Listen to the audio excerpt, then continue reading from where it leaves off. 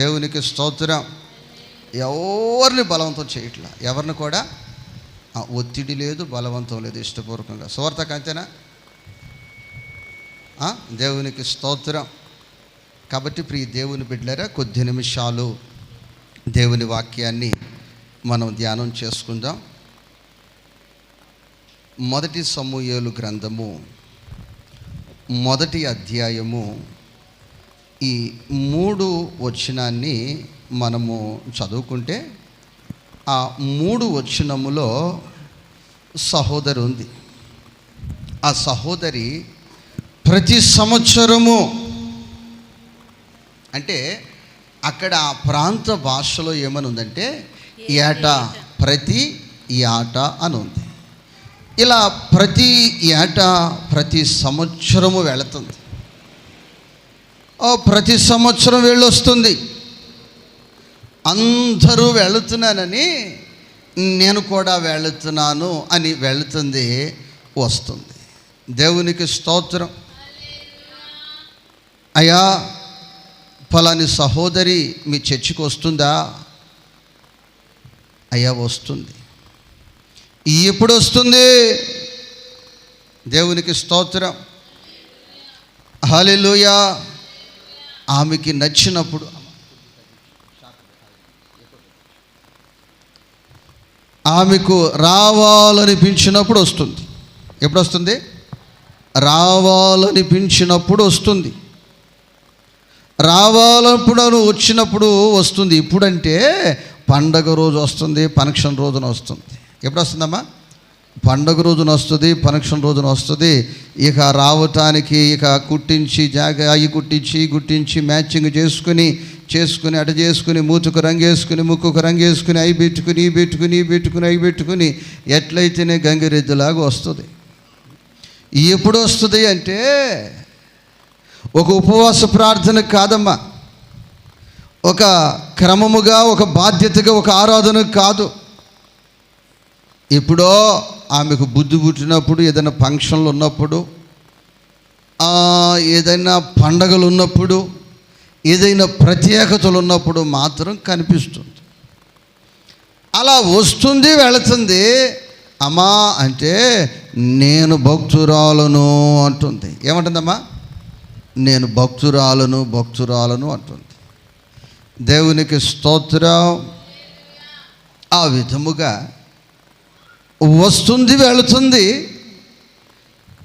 కానీ ఆమె సమస్యలు ఆమె జీవితములో అలా గూడు కట్టుకొని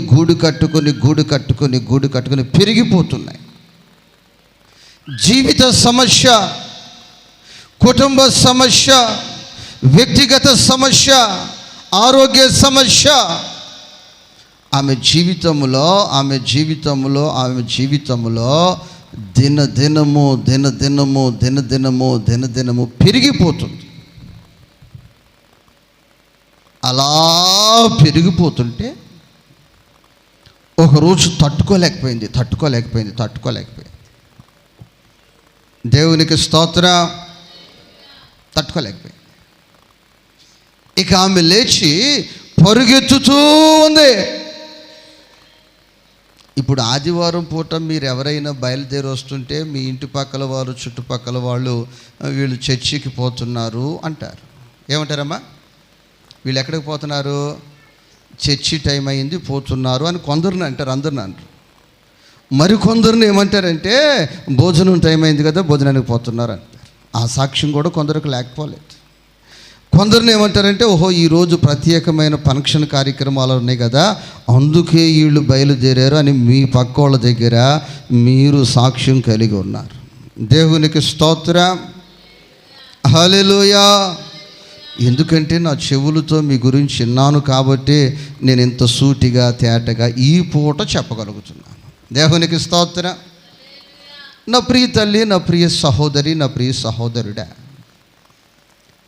ఇప్పుడు చర్చిలో ప్రార్థన లేదు, ఆ పూట ఉపవాస ప్రార్థన లేదు, ఆ పూట పరిశుద్ధాత్మ కూడిక లేదు, ఆ పూట బర్త్డే కూడిక లేదు, ఆ పూట యొక్క పునరుద్ధానపు ఆరాధన లేదు, పరిశుద్ధ బలారాధన లేదు. కానీ పోతుంటే ఎక్కడికి పోతుందంటే ప్రజలకు అర్థము కాలేదు. ఆమె వెళ్ళిపోయి ఆ యొక్క జీవము కలిగిన దేవుని మందిరములో, షిలోకు ప్రార్థనా మందిరములో ప్రభువు పాదాలు గట్టిగా పట్టుకుంది. దేవునికి స్తోత్రం. ఏం పట్టుకుందమ్మా? వెనకాలోళ్ళు ప్రార్థన చేస్తున్నారో లేదో చూడట్లే, ఎదురు లోకరించి చూడట్లే. ఏమి నిన్న ఆదివారం నన్ను పిలవకుండా వచ్చేవని ఇక్కడికి వచ్చిన తర్వాత పక్క వాళ్ళని గిల్లి మాట్లాడట్లే. కొందరు ఏడుకు వచ్చిన తర్వాత పక్క వాళ్ళని పొడిచి ఏమంటారు, ప్రార్థన కూడా చేసుకోరు. ఏమి నన్ను పిలవచ్చుగా, నువ్వు వచ్చేసావు అంటారు. అట్లా నా ప్రియ దేవుని బిడ్డ, నా ప్రియ సహోదరి, నా ప్రియ సహోదరుడా, అక్కడికి వెళ్ళి కన్నీటి ప్రార్థన ఏం చేస్తుందమ్మా? కన్నీటి ప్రార్థన చేస్తూ ఉంది. దేవునికి స్తోత్రం. ఇవాళ ఎవరు పుట్టినరోజు వస్తుందో, ఏమైనా లడ్డన్న తెచ్చారో లేదో, నాకైనా ఈ రోజైనా 2 లడ్డులు దొరుకుతాయో లేదో, ఈ ఆశలు ఈ ఆలోచనలు లేదు. ఎంతకాలం చూస్తున్నాను, నాకు పదవి ఉంటుందో లేదో, నాకు పెత్తనం అప్పచెప్తారో లేదో, అది లేదు. ఆమె ఏం చేస్తుందంటే, ఆమె కన్నీటి ప్రార్థన. ఆమె వ్యక్తిగత సమస్య, ఆమె కుటుంబ సమస్య, ఆమె ఆరోగ్య సమస్య, ఆమె జీవిత సమస్య అంత దేవునితో చెప్తూ ఒక మాట పెదవి జారిపోయింది. ఒక్కొక్క సమయంలో నేను అనుకుంటాను, అయ్యో ఈ మాట నేను పెదవి జారిపోయానని నేను కూడా అప్పుడప్పుడు బాధపడుతుంటా. అప్పుడప్పుడు మీరు కూడా కొన్ని మాటలు కోపంలో జారిపోతారు. అట్లా ఈమె కూడా అనరాని మాట, ఉపయోగించరాని పదము ఒకటి ఆ ప్రార్థనలో ఉపయోగించేసింది. ఏమిటి అని మనం గమనించి చూస్తే 11 వచనములో అది రాయపడి ఉంది. ఒక్కసారి మీరు చదువుతారేమో, బైబిల్ చూస్తారా? సైన్యములకు అధిపతియగు యెహోవా, నీ సేవకురాలనైన నాకు ఏమంటుందమ్మా? నీ సేవకురాలనైన. అందరూ ఒకసారి ఆ పదము అదొక ప్రార్థనలే. మీరందరూ కూడా నోరు తెరిచి గట్టిగా ఆ పదాన్ని ఒకసారి చెప్పండి. ఏంటది? నాకు సరిగ్గా వినిపించలే, కొద్ది గట్టిగా చెప్తారా? ప్రియ దేవుని బిడ్డలారా, కొందరు అంటారు అసలు మాట చెప్తే అతకాలా? ఆమె బ్రతుకి, ఆమె సాక్ష్యానికి, ఆమె జీవితానికి, ఈ ప్రార్థనకి ఏదైనా పొంతనుందా? దేవునికి ఏమైనా పొంతనుందా? కలుస్తుందా? ఆమె గురించి బైబిల్ చెప్తుంది. ఏదో ఫంక్షన్లప్పుడు వచ్చిపోయే మనిషి అని, పండగలప్పుడు వచ్చిపోయే మనిషి అని, ప్రత్యేక కూటాలకు వచ్చిపోయే మనిషి అని. కానీ ఆమె ఇక్కడ మాట్లాడుతున్న మాట ఏమిటంటే, అయ్యా నేనయ్యా నీ సేవకురాలునయ్యా,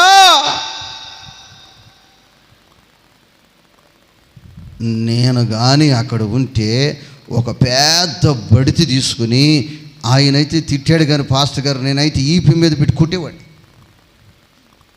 ఆ మనిషి బ్రతుకులో, ఆ మనిషి జీవితములో ఇప్పుడైనా ఒక పూట ఆ ప్రార్థనా మందిరాన్ని శుభ్రపరిచినట్లు కానీ, ఆ సువార్త పరిచర్యలో సహకరించినట్లు కానీ, ఆమె మోకాలు ఉంచి ప్రార్థించినట్లు కానీ, ఎక్కడైనా ఆ పరిచర్యలో పాలి భాగస్తురాలునైనట్టు చరిత్ర లేదు.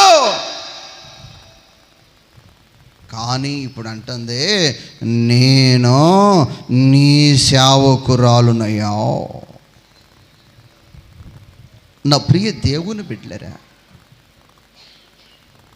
నీ జీవితం ఇప్పుడు క్షేమముగా ఉంది. నీ కుటుంబం ఇప్పుడు సురక్షితముగానే ఉంది. కానీ ఒక అవసరముతో నా ప్రభువు దగ్గరికి వచ్చి మోకరించినప్పుడు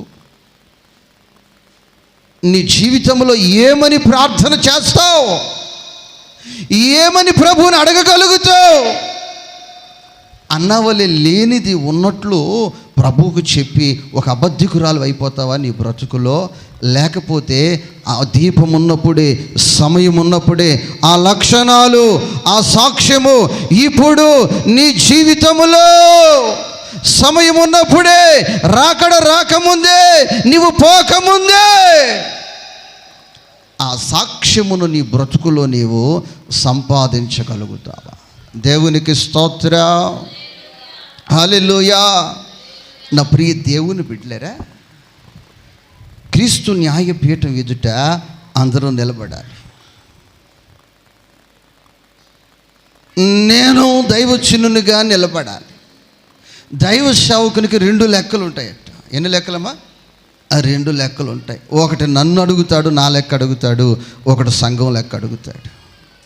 సంఘములో ఎవరు ఈ అర్హత కలిగి ఉన్నారు? నీ గురించి నీ దైవజనుడు చెప్పగలడా సాక్ష్యం? నీ గురించి నీ తోటివారు చెప్పగలరా సాక్ష్యం? నేను చెప్తాను. అయ్యా, అన్నకు ఈ అక్కకు పెద్ద వ్యత్యాసాలు ఏమి లేవో. వీళ్ళు ఎప్పుడు కనిపిస్తారంటే ప్రత్యేక కూడికలకు. ఎప్పుడమ్మా? ప్రత్యేక పండుగ దినాలకు, ప్రత్యేకమైన కార్యక్రమాల్లో ఉంటారు. ఎక్కడుంటారు? ప్రత్యేకమైన కార్యక్రమాలు అయితే మాడకు కూడా రాసుకుంటారు. ఎక్కడ రాసుకుంటారమ్మా? ఎక్కడ రాసుకుంటారు? మాడకు కూడా రాసుకుంటారు మసి. దేవునికి స్తోత్రం. మొన్న ఒక దగ్గరికి వెళ్తే మసి మాడకు కూడా రాసుకుంటాడు అతను అక్కడ. అబ్బో, ఎంత ప్రేమో! దేవునికి స్తోత్రం. నా ప్రియ తల్లి, నా ప్రియ సహోదరుడా, నీ యొక్క ఉద్యోగాన్ని బట్టి, నీ యొక్క వ్యాపారాన్ని బట్టి, నీ కుటుంబ జీవితాన్ని బట్టి, నీ సామర్థ్యతను బట్టి, నీ సమయాన్ని బట్టి, నీ శక్తిని బట్టి నీకు కలిగిన సమయములో ఒక సేవకురాలుగా, ఒక సేవకునిగా ఒక సాక్ష్యము నీవు సంపాదించగలిగావా? ఇక్కడ ఏలీ ఉన్నాడు, ఏలీ కుమారులు ఉన్నారు. వారు సేవకులు, వారు దైవజనులు, వారు యాజకులు, వారు ప్రార్థనా మందిరములోనే ఉంటారు. ఈ యొక్క అన్న యాజకురాలు కాదు, ఈ అన్న ఈ సేవకురాలు కాదు. కానీ ఇక్కడ ప్రార్థనలో ఈ యొక్క మాటను మెన్షన్ చేయవలసిన అవసరం వచ్చింది. ఈరోజు నీ అవసరము కొరకు నీవు మోకరించి ప్రభువా, నా సంతానాన్ని దీవించు, నా బిడ్డ ఉన్నతమైన స్థితిమంతునిగా ఉండాలని నీవు అడగాలంటే నీ జీవిత సాక్ష్యములో నువ్వు చేసిన సేవ, నువ్వు చేసిన పరిచర్య, నువ్వు ఏదో ఒకటి ప్రభువుకు చూపించి చెప్పి నువ్వు ప్రభువుని అడగాలి. అప్పుడు నీ ప్రార్థన యాక్సెప్ట్ చేయబడుతుంది. దేవునికి స్తోత్రం, హల్లెలూయా, హల్లెలూయా. నీ పరిచర్యను తుదముట్టించుటేనా నియమమాయనే, నీ సన్నిధిలో నీ పొందుకోరి, నీ స్నేహితుడానైతేనే, నీ పరిచర్యను తుదముట్టించుటేనా నియమమాయనే. హల్లెలూయా. ప్రియ దేవుని బిడ్డలారా, నేను కొందరిని నమ్మి సంఘ పెద్దలుగా ఏర్పాటు చేయడం జరిగింది. అంటే ప్రభువు కూడా నమ్మాడు, ప్రభు ప్రేరేపణతోనే చేయటం జరిగింది. కొందరైతే ఈ సంఘ భారము నా భుజం మీద ఉంది, ఈ పరిచర్య భారము నా భుజం మీద ఉందని వారు చేయగలిగింది, వారికి అవకాశం ఉంది, వారి సామర్థ్యత కొలది, వారి శక్తి కొలది వారు చేస్తున్నారు. ఈరోజు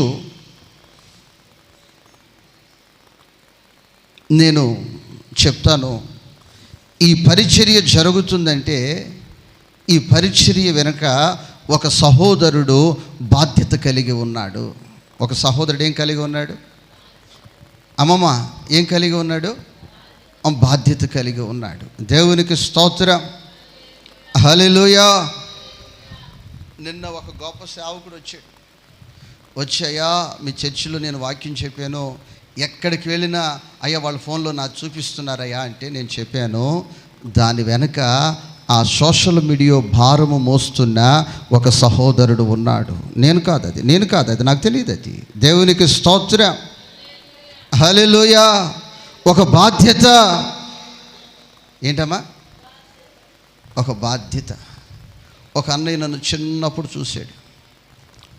చూస్తే అన్నయ్యది వాట్సాప్ నెంబర్ దొరికితే మన వాగ్దానం పంపించాను. తమ్ముడు అసలు నువ్వు తెలుగే రాదు కదా, నీకు 3వ తరగతిలోనే నీ చదువు ఆగిపోయింది కదా, ఇప్పుడు మీ వాగ్దానాలు 4 భాషల్లో వస్తున్నాయి ఏంటి అని అడిగాడు. దేవునికి స్తోత్రం. అది నాకు సంబంధం లేదు.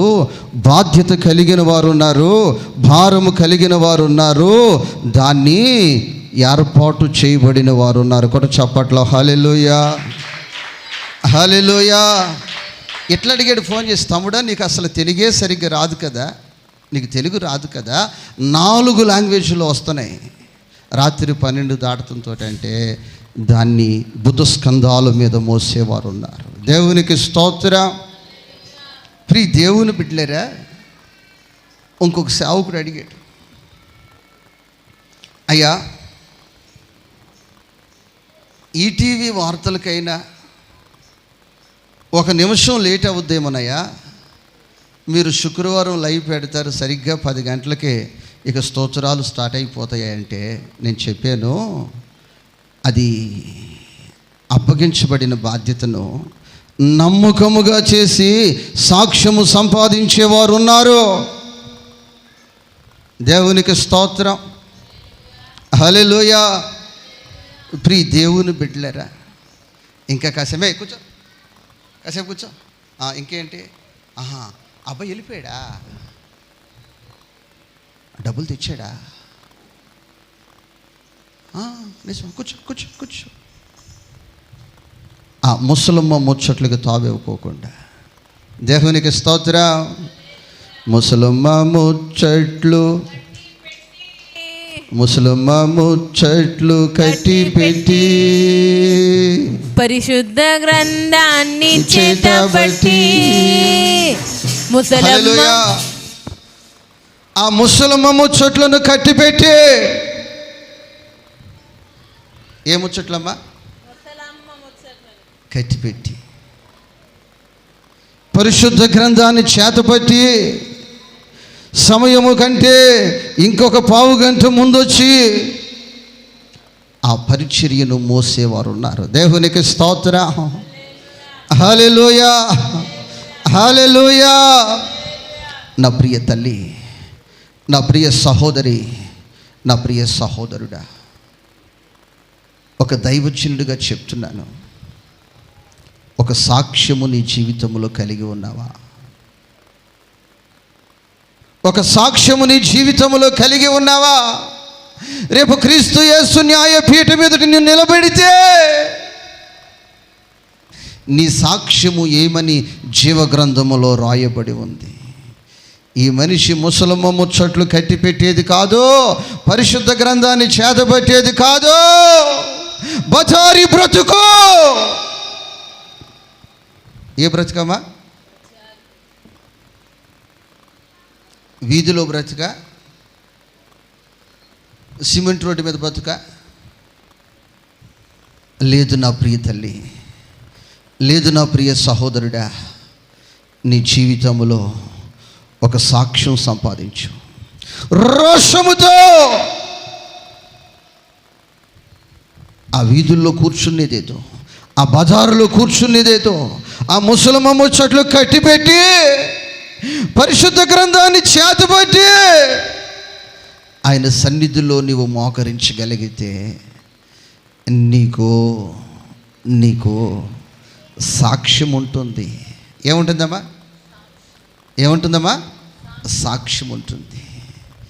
ఆ సాక్ష్యము నీకు లేకపోతే ఈ లోకములో కొన్ని ఆస్తులను సంపాదించుకోవచ్చేమో, ఈ లోకములో ఉన్నప్పుడు ఆరోగ్యవంతునిగా నీ జీవితము కొనసాగొచ్చేమో, కానీ క్రీస్తు న్యాయ పీఠము ఎదుట నిన్ను నిలబెట్టిన వెంటనే నీ గూర్చి ఏముంటుందంటే, కొండలో ఏముంటే గెరిటికి చెప్పాలి. ఇప్పుడు ఈ పూట సాంబారు చేశారనుకోండి, ఆ సాంబారే వస్తుంది. దేవునికి స్తోత్రం, హల్లెలూయా. మరి రేపు కోడూరుకి వెళ్తాక ఏం చేసుకుందామా? దేవుని స్తోత్రం. పులుసు అన్నం చేసుకుందాం, బిర్యానీ చేసుకుందాం.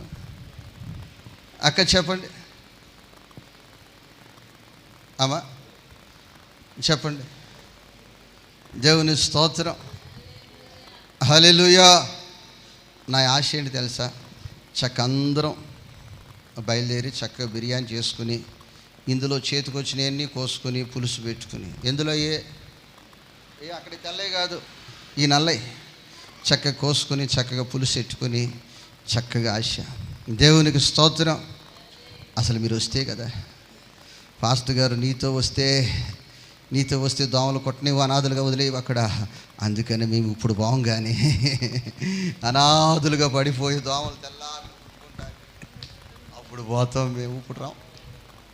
దేవునికి స్తోత్రం, హల్లెలూయా. ముసలమ్మ ముచ్చట్లు కట్టి పెట్టి పరిశుద్ధ గ్రంథాన్ని చేతబట్టి, ముసలమ్మ ముచ్చట్లు కట్టి పెట్టి, పరిశుద్ధ గ్రంథాన్ని చేతబట్టి, హల్లెలూయా. ఆ అనుభవాలలోనికి నా ప్రభువు నిన్ను నడిపించును గాక. హల్లెలూయా. బైబిల్లో ఒక విధవరాలు ఉంది. ఈ విధవరాలకి ప్రియ దేవుని బిడ్డలారా, దేవాలయములోనికి రావటానికి అధికారం లేదు. దేవుని పాదాల దగ్గరికి రావటానికి కూడా ఏం లేదమ్మా, అధికారం లేదు. నాకెలా తెలుసు అంటే, ఒక చరిత్ర నేను చదివినప్పుడు, మన దేశములో ప్రధానిగా పనిచేసిన ఎవరినన్నా పరిశుద్ధ ఇందిరాగాంధీని ఎక్కడ రానివ్వలేదు? దేవాలయములోనికి రానివ్వలేదు. ఎందుకంటే నువ్వు వెధవరాలివి, దేవాలయములోనికి దేవుడు ముఖము నువ్వు చూడకూడదు, నీ ముఖము దేవుడు చూస్తే దేవుడికి ఏమి రాదు, మా దేవుడు కలిసి రాదు. వెధవరాలు ముఖం చూస్తే మా దేవుడికి కలిసి రాదని అక్కడ ఉన్న పూజారి ఆమె నెట్టివేస్తే, ఆమె తర్వాత ఏంటంటే, ఈ యొక్క మతము నన్ను దేవాలయములో అడుగు పెట్టడానికి యోగ్యత లేదని నెట్టివేసింది, రాజ్యాంగం నన్ను ప్రాధాన్యం చేసింది. కూడా చెప్పట్లా హల్లెలూయా, హల్లెలూయా, హల్లెలూయా. నా ప్రియ తల్లి, నా ప్రియ సహోదరి, నా ప్రియ సహోదరుడా, నీ జీవితంలో ఒక వెధవరాలు కనిపిస్తుంది. ఆ వెధవరాలు యొక్క చరిత్ర ఒకసారి చూస్తే, పరిశుద్ధ గ్రంథములో ఆమె గూర్చి గ్రంథస్థం చేయబడి ఉంది. వెధవరాలుని అసలు మన దేశంలో దేవాలయములో అడుగు పెట్టనివ్వరు కదా. ఆమెని ఈ యొక్క పరిశుద్ధ గ్రంథములో ఆమెకు స్థానం ఎక్కడ దొరికింది అంటే, ఆమె దేవుని మందిరములో స్థానం కలిగి ఉంది. లూకాసు సువార్త 2:37 త్వరగా చదువుదాం. లూకాసు సువార్త 2:37 84 సంవత్సరముల నుండి విధవరాలయుండి 84 సంవత్సరాల నుండి విధవరాలయుండి దేవాలయము దేవాలయమును విడువక ఉపవాస ప్రార్థనలతో రేయింబవళ్ళు సేవ చేయుచుండెను కూడా చప్పట్లో హల్లెలూయా హల్లెలూయా. నా ప్రియ తల్లి, నా ప్రియ సహోదరి, నా ప్రియ సహోదరుడా, ఈమె 84 సంవత్సరాలు జీవితం ఎక్కడ గడిపిందంటే ఫంక్షన్లో గడపలేదు, ప్రత్యేక కూడికల్లో గడపలేదు, పండుగల్లో గడపలేదు. అక్కడ వివరముగా రాయబడింది ఉపవాస ప్రార్థనలలో. నేను కొందరిని చెప్తున్నాను, అమ్మా మనము వారానికి ఒకసారి ఒక ఇంట్లో ప్రార్థన కూటం పెట్టుకుందామమ్మా అని చెప్తుంటే ఉపవాస ప్రార్థన, ఫాస్ట్ గారు అసలు వద్దు ఆ ప్రార్థన. 3 సంవత్సరాలకు పెట్టినా మా ఇంటిలో పెట్టాలంటే 10 రూపాయలు వడ్డీకి తెచ్చైనా కులబంతి పెట్టాలి. ఏం పెట్టాలి? ఆ ఉపవాస ప్రార్థన అంటే అసలు మా పక్కోళ్ళు ఒప్పుకోరు. ఉపవాస ప్రార్థన అంటే అసలు ఎవరు రారు. ఉపవాస ప్రార్థన అంటే అసలు ఎవరు అంగీకరించరు, ఒప్పుకోరు, రారు. కానీ ఇక్కడ ఈ సహోదరి జీవితము ఎక్కడ గడిపింది, ఎలా కొనసాగించిందంటే ఉపవాస ప్రార్థనలతో ఈమె జీవితము కొనసాగించింది. నా ప్రియ దేవుని బిడ్డలారా, నీ జీవితంలో ఈ ఉపవాసం పట్ల నీకు ఒక ఆసక్తి కలిగి ఉన్నావా? ఈ ప్రార్థన పట్ల ఒక ఆశ కలిగి ఉన్నావా? ఒక భక్తుడు ఈ విధముగా పాడాడు, దినమంతా దేవుని సన్నిధిలో వాక్యము కొరకు ఆకలి నీకుందా? దినమంతా దేవుని సన్నిధిలో వాక్యం కొరకు ఆకలి నీకుందా? యేసునాథునితో సహవాసము నీకుందా? యేసునాథునితో సహవాసము నీకుందా? రావయ్యా యేసయ్యా, వేగమే రావయ్యా. హల్లెలూయా. నా ప్రియ దేవుని బిడ్డలారా, మొన్న విజయవాడ నేను మీటింగ్కి వెళ్ళాను కదా. ఒక్క రోజుకి 8 ప్రసంగాలు. అమ్మా, ఎన్ని ప్రసంగాలు? ఉదయం 8 గంటలకు కూర్చోవాలి, రాత్రి 9:30. ఈ లోపల టిఫిన్ చేసి కూర్చుంటే 2 గంటల వరకు కూర్చోవాలి. 2 గంటలకు భోజనం చేసి మరలా 3 గంటలకు స్టార్ట్ చేస్తే 6 గంటలకి టీ ఇస్తారు. ఒక్కసారి బయటకు వచ్చి లోనికి వెళ్ళాలి. మరలా 6:30కి కూర్చుంటే మరలా 9:15, 9:30 అవుతుంది. దేవునికి స్తోత్రం, హల్లెలూయా. స్టార్టింగ్ లోపలికి వెళ్ళాలంటే 300 ఫీజు కట్టి లోపలికి వెళ్ళాలి. ఆమె ఏం కట్టాలి? ఫీజు కట్టాలి. 300 ఫీజు కట్టాలి. ఎందుకు ఫీజు కట్టారంటే ఏదో సరదాగా కొందరు వచ్చేసి ఇక సగంలో వెళ్ళిపోతుంటారు కదా. ఆకలి కలిగిన వారు, దప్పిక కలిగిన వారు, భక్తి కలిగిన వారు కొరకు చేసింది అది. దేవునికి స్తోత్రం, హల్లెలూయా, హల్లెలూయా. ప్రియ దేవుని బిడ్డలారా, నేను 2 రోజులైతే ఒక రోజు మిస్ అయిపోయాను. ఇక్కడ ఒక ఆదరణ కూటం వల్ల 2వ రోజు పాలు పొందాను. ఇంకొక 2 రోజులు ఉంటే బాగుంటుందేమో అని ఆశపడ్డాను. దేవునికి స్తోత్రం. నీ జీవితంలో వాక్యము కొరకు ఆకలి ఉంటే, దేని కొరకమ్మా? వాక్యము కొరకు ఆకలి ఉందా? ఆకలి లేని వ్యక్తులు, దాహము లేని వ్యక్తులు ఆత్మ సంబంధముగా ఆరోగ్యవంతులు కాదు. దేవునికి స్తోత్రం, దైవ చిత్తమైతే, దేవుని చిత్తమైతే మన చర్చిలో కూడా అలాగా ఒకసారి ఏర్పాటు చేయాలని ప్రార్థన చేస్తూ ఉన్నాను. అది ప్రభువు చిత్తం. దేవునికి స్తోత్రం. హల్లెలూయా. ప్రభువు చిత్తం. అలా చేద్దాము పాస్టర్ గారు అన్నవాళ్ళు ఎవరైనా ఉంటే చేతులు ఎత్తమంటే ఎత్తరు, పరుగు పోద్దు నాకు మాట చెప్తే. దేవుని స్తోత్రం. పాస్టర్ గారు పగలు సాయంత్రం పెట్టండి. 1 గంటకు భోజనం కాబట్టి 12:30కు వచ్చి భోజనం చేసుకుని వెళ్ళిపోతాం.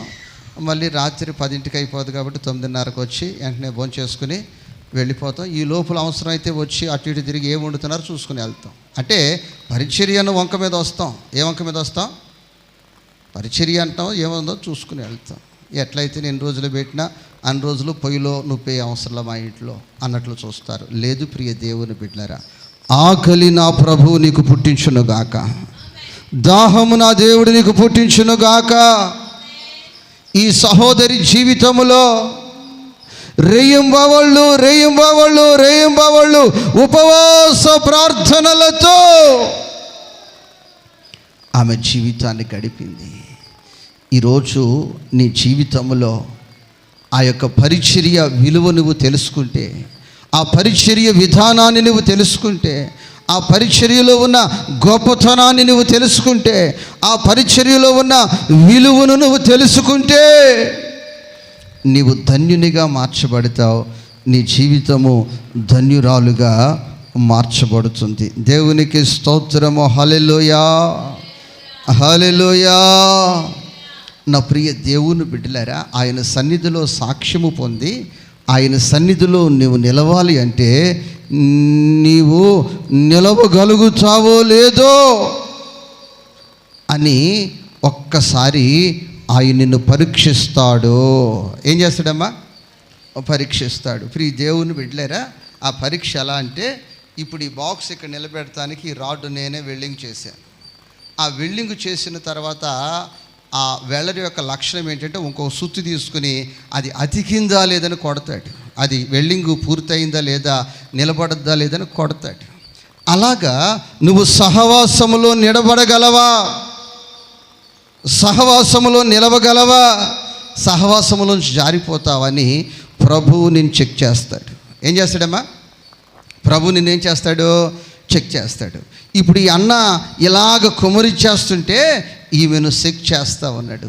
ఇప్పుడు అది చెక్ చేయటానికి ఏం ఉపయోగించాము? సుత్తిని లేకపోతే ఒక రాడ్డుని ఉపయోగించాం. అలాగే నిన్ను చెక్ చేస్తాకి దేవుడు ఒక్కొక్క సమయంలో ఒక్కొక్కటి ఉపయోగిస్తాడు.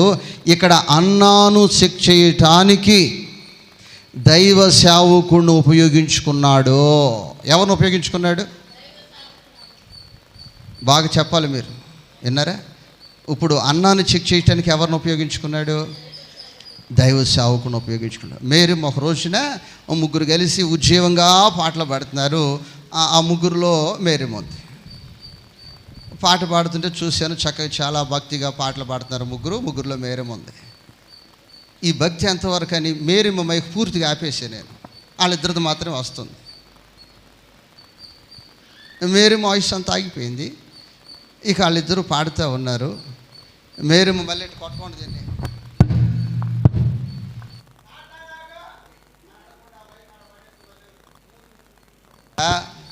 అంతకుముందు ఎలా పాడుతుందో ఏ ఫీలింగ్ లేకుండా అలాగే పాడుకుంటూ పోతా. దేవునికి స్తోత్రం. హల్లెలూయా, హల్లెలూయా. అంటే ఒక్కొక్కరిని ఒక్కొక్క రీతిగా ప్రభువు పరీక్షిస్తూ ఉంటాడు. దేవునికి స్తోత్రం. నా ప్రియ తల్లి, నా ప్రియ సహోదరి, ఇప్పుడు అన్నము ప్రార్థన చేస్తూ ఉంది. అన్నము ప్రార్థన చేస్తూ ఉన్నప్పుడు ఇప్పుడు దైవజనుడు ఏం చేయాలి? సాగరా ఇట్లా దైవ సేవకుడు ఏం చేయాలంటే, అమ్మా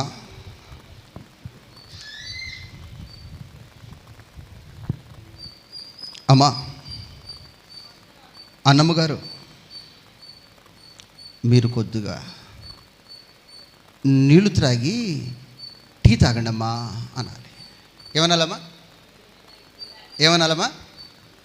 కొద్దిగా నీళ్లు చల్లగా తాగి వేడిగా టీ తాగండి అమ్మా అనాలి. దేవునికి స్తోత్రం. అమ్మా అసలు ఎప్పుడు తిన్నావో ఏంటోనమ్మా, అమ్మా భోజనం చేయి తల్లి అనాలి. ఏమనాలి? ఏమనాలి? అమ్మా లే కిందలే, ఈ చైర్లో కూర్చో కూర్చో, అమ్మ చల్లగా ఈ కూల్ డ్రింక్స్ తాగు, చల్లగా ఈ భోజనం తినమా అని బ్రతిమలాడాలి. దేవునికి స్తోత్రం. అది ఆదరణ మాట. చెప్పాలమ్మా, ఏ మాట అది? అవునా కాదమ్మా? అవును కదా, ఆదరణ మాట. అయితే దైవ సేవకుడిని ఇప్పుడు దేవుడు ఎలా ఉపయోగించుకున్నాడంటే, ఆ వెల్డింగ్ చెక్ చేయడానికి సుత్తిని ఒక రాడును ఉపయోగించుకున్నట్లు ఈ అన్నమ్మ భక్తిని చెక్ చేయటానికి దేవుడు ఇప్పుడు దైవ సేవకుని ఉపయోగించుకొని, ఏమా ఏంటి అసలు నీ మొహం చూస్తుంటే తెల్లగుంటకెళ్ళి కళ్ళు దాగొచ్చినట్టు ఉన్నావు నువ్వు అన్నాడు.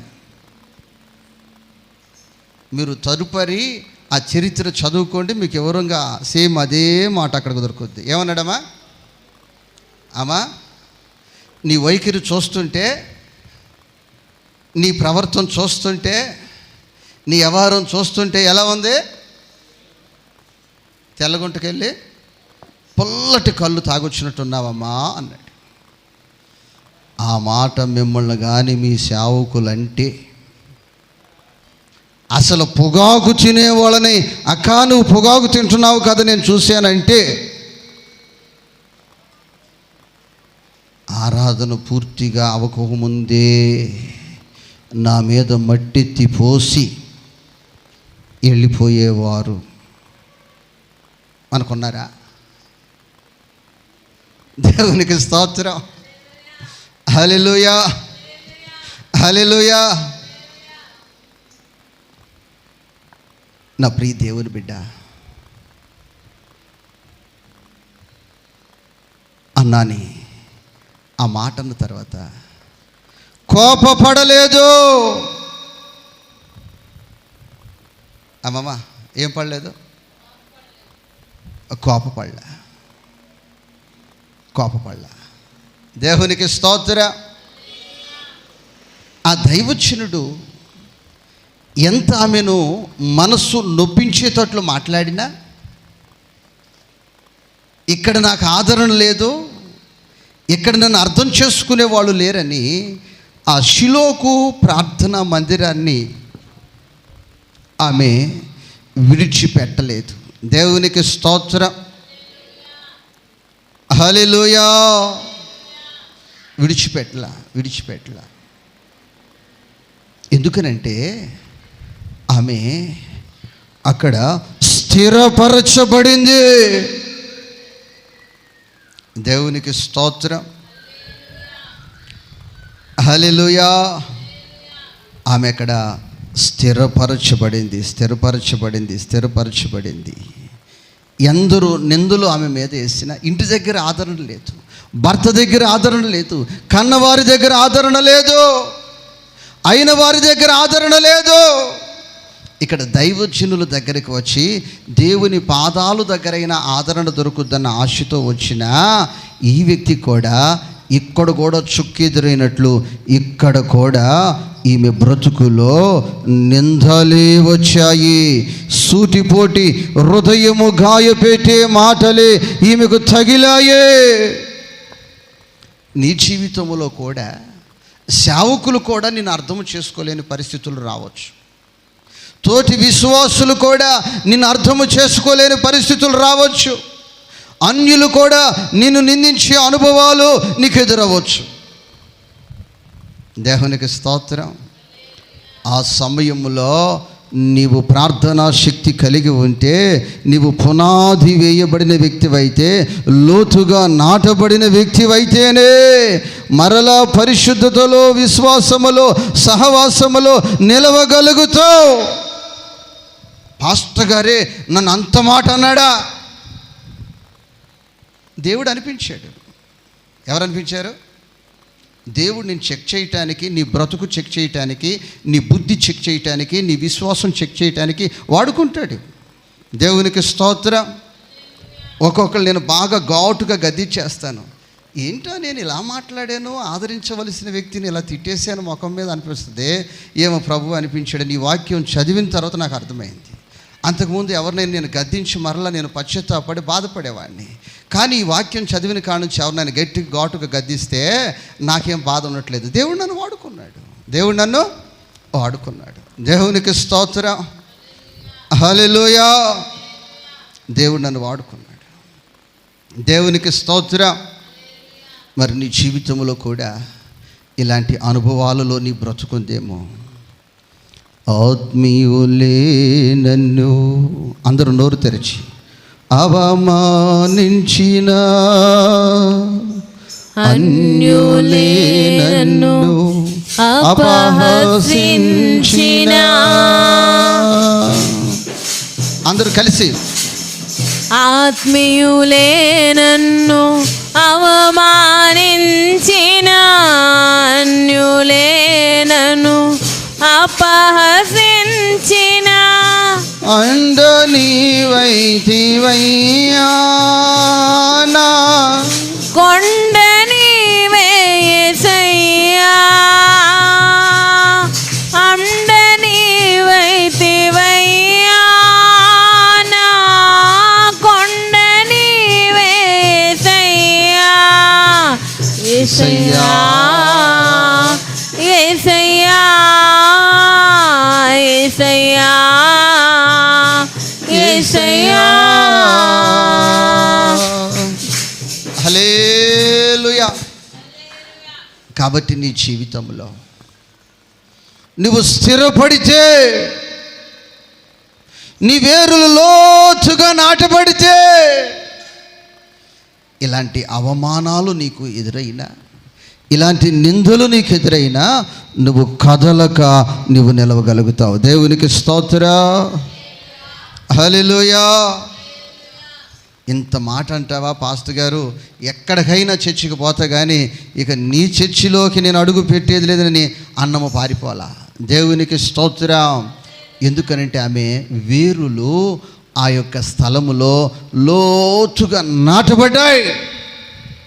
దేవునికి స్తోత్రం. తరువాత ఆమె వచ్చి ఏమి చేసింది?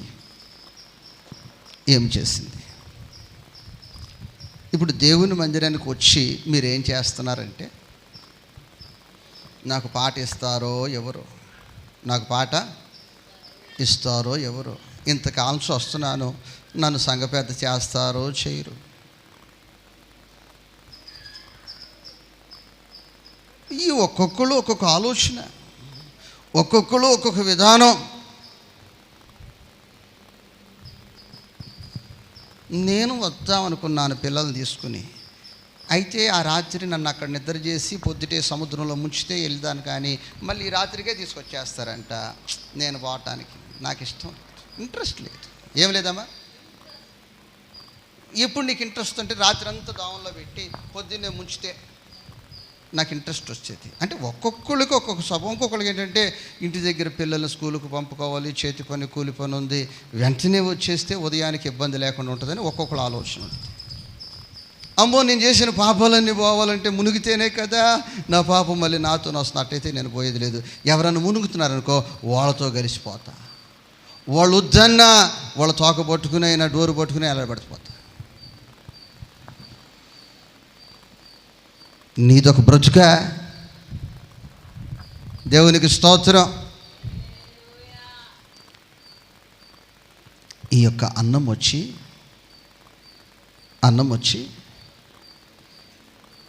దేవుని మందిరంలోనికి వచ్చి 15 వచనము 1వ అధ్యాయము చివరి మాట, నా ఆత్మను యెహోవా సన్నిధిని కుమ్మరించుకొనుచున్నాను. దేవునికి స్తోత్రం. ఇప్పుడు ఈ బ్యాగ్లో కొన్ని వస్తువులు ఉన్నాయి.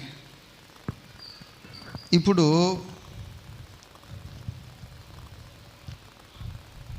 కింద పెడదామా లేదు ఇందులో పెడదామా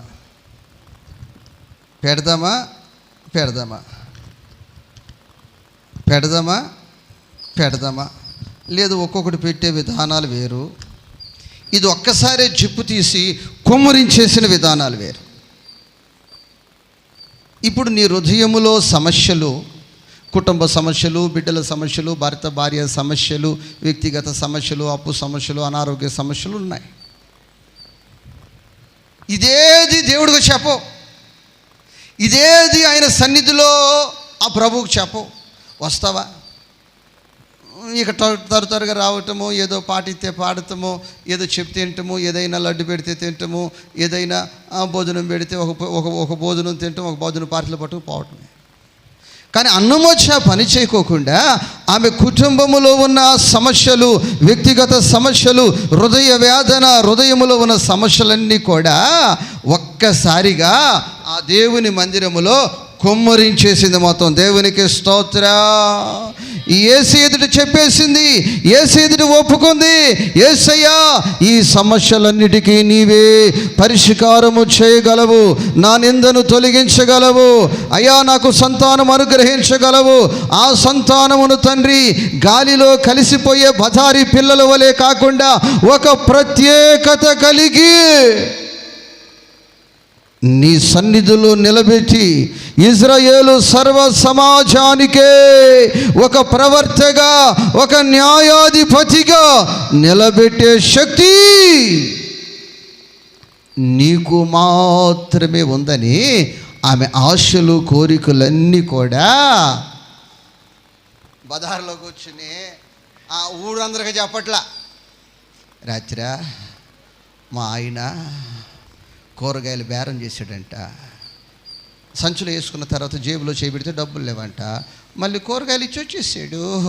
పచ్చడి చేశాను. ఏం చేశాను? ఈ వీధిలో కూర్చుని చెప్పడం నీకు అవసరమా?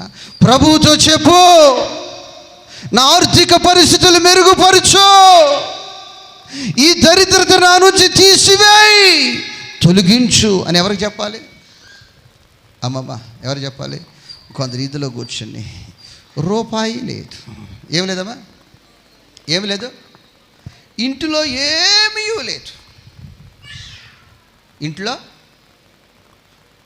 ఎంత నువ్వు చెప్పుకున్నా నీ పరువు పోతుంది, నీ భర్త పరువు పోతుంది, మీ ఇంటి వారి పరువు పోతుంది, నీ పిల్లల పరువు పోతుంది, కానీ ఉపయోగము లేదు. అందుకే ఈ సహోదరి వచ్చి ఎవరికి చెప్పకుండా ఆయన సన్నిధిలో కుమ్మరించింది గనుక ఆమె జీవితంలో పరిష్కారము దొరికింది. కూడా చప్పట్లో హల్లెలూయా. ఆమె ఆశీర్వాదానికి వారసురాలుగా, ఆమె సంతానము దీవెనకు యోగ్యునిగా మార్చబడింది. కాబట్టి నీ జీవితంలో ఉన్న అవసరాలన్నీ ఆయన సన్నిధిలో కుమ్మరించే అనుభవంలోనికి ఈ దినము వచ్చుదువుగాక. అందరూ మోకరించి మీ అవసరాలన్నిటినీ ఆయన సన్నిధిలో కుమ్మరించండి. మీ అవసరాలన్నిటినీ ఆయన సన్నిధిలో కుమ్మరించండి. మీ అవసరాలన్నిటిని ఆయన సన్నిధిలో కుమ్మరించండి. మీ అవసరాలన్నిటిని ఆయన సన్నిధిలో కుమ్మరించండి. అమ్మా మోకరించు. ప్రభుతో చెప్పు, ప్రజలతో చెప్పింది చాలు. ప్రభుతో చెప్పు. స్తోత్రం, స్తోత్రం, స్తోత్రం, స్తోత్రం, స్తోత్రం. నీకు స్తోత్రాలు, నీకు స్తోత్రాలు, స్తోత్రాలు, స్తోత్రాలు. సంగీతములాయే పెను తుఫానులన్నీయో,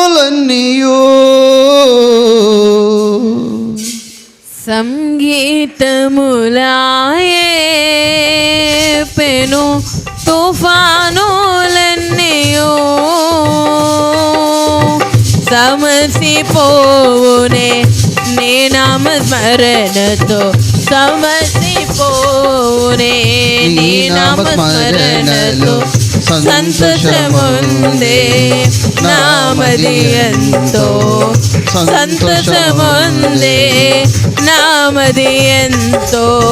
ప్రభువా నీలో జీవించుట, ప్రభువా నీలో జీవించుట, కృపా బాహుల్యమే నాయడ, కృపా బాహుల్యమే, కృపా బాహుల్యమే నాయడ, కృపా బాహుల్యమే. ప్రభువా నీలో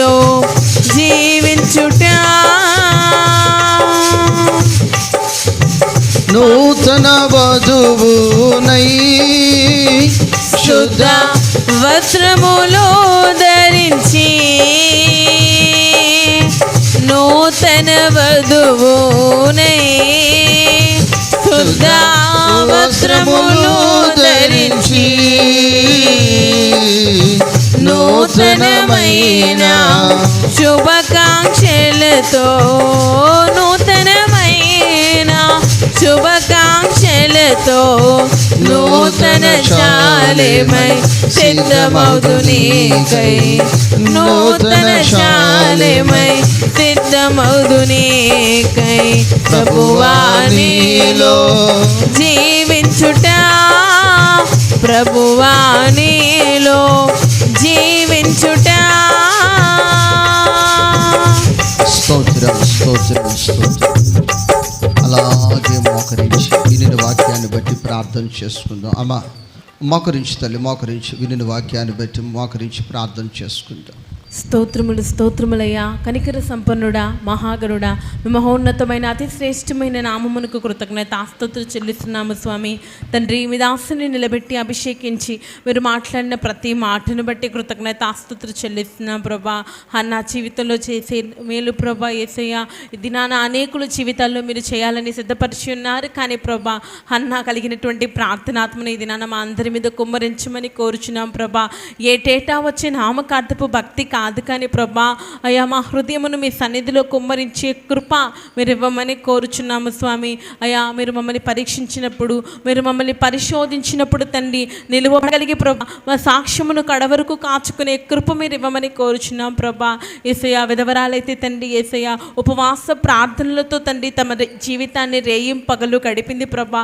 అటు విధమైనటువంటి తండ్రి ప్రార్థనాత్మను శక్తిని మీరు మాకు దయచేయండి.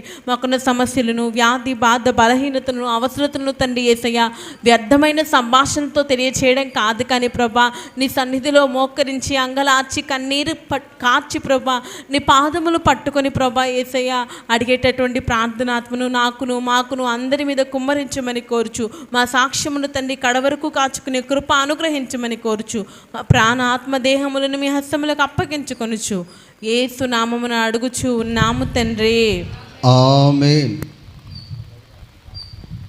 అలాగే ప్రియ దేవుని బిడ్డలారా, మనం ఒక పాట పాడుకుంటూ మన అర్పణలు ప్రభువుకి అర్పించుకుందాం. ప్రభుదాస్ ఒక పాట పాడుతాడు.